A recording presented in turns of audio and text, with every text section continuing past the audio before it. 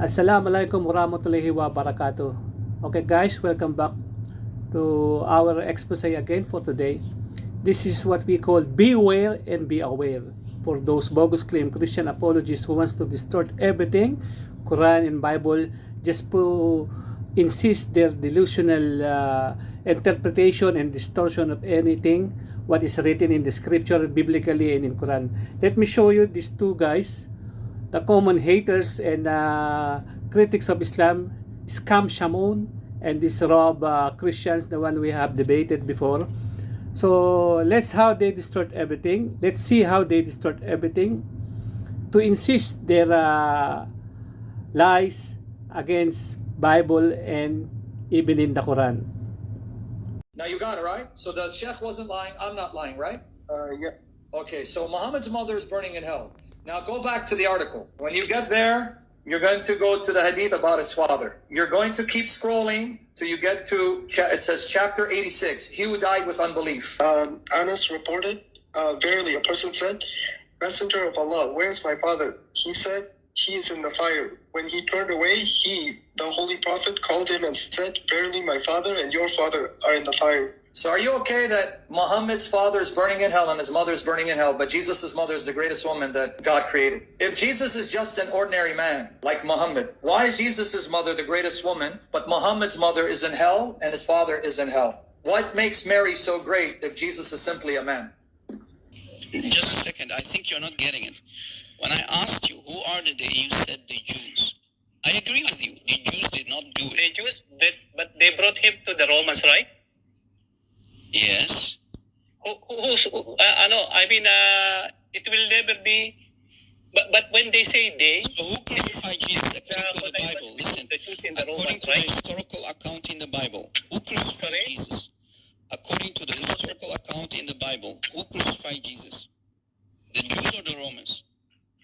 Actually, in the hands of the Jews through Romans. Now, this is very simple. How we can find how they are trying to distort everything. First, Scam Shamoun, Scam Shamoun. They call it Scam Shamoun because whatever he discusses is all scam and distortion. First, he took up the hadith that, in short, the father, the mother, and all the family of Prophet Muhammad, which did not accept the Islam, are all in hell. Even the one of the Shaba asked, where is my father, where is your father? And Prophet Muhammad, peace be upon him, explained to him clearly, my father, your father is in hell. Why? Because they belong to those who are polytheists. They didn't accept the truth. Even if you are a Jew or a Christian, if you did not accept their dogma, the Jews, if you didn't accept the God of Abraham, Isaac, Moses, you will be go to hell. And even if you are Christian, if you didn't accept that your God died for your sin, you will be not accepted in paradise. Clearly, you will be in hell.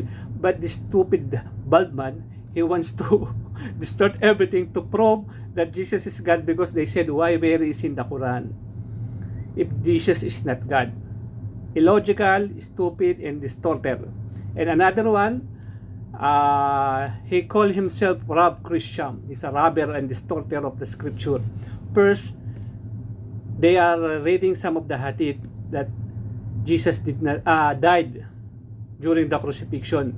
That's why they want to distort the Quran and they want to explain it by their own evil notion, their evil distortion that say what Allah want to say to you, that Jesus did not crucify because he bring him up in heaven and will let him die. But the question is, yes, Allah will make Jesus die, but the question is when and where. Please, this is a basic grammar. Die doesn't mean died.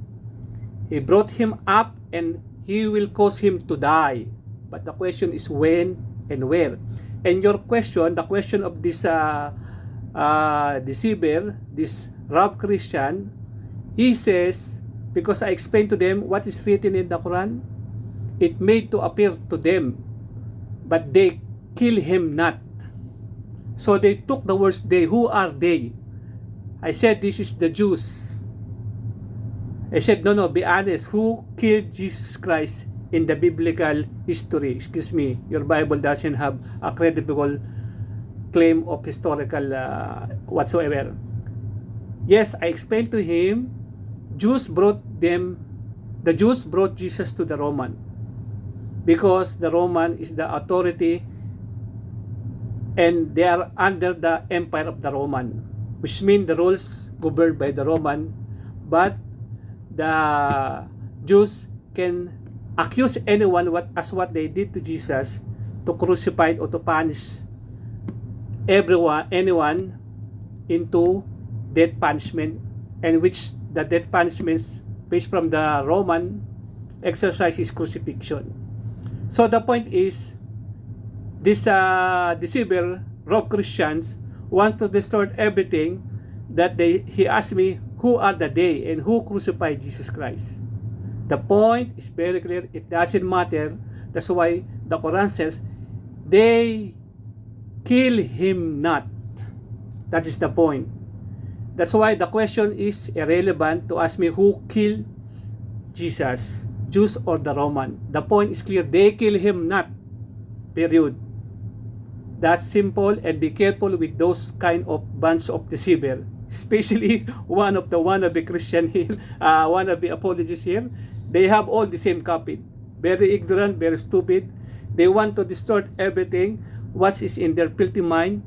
And this is what they're going to interpret even in the Bible and Quran. That's why be careful.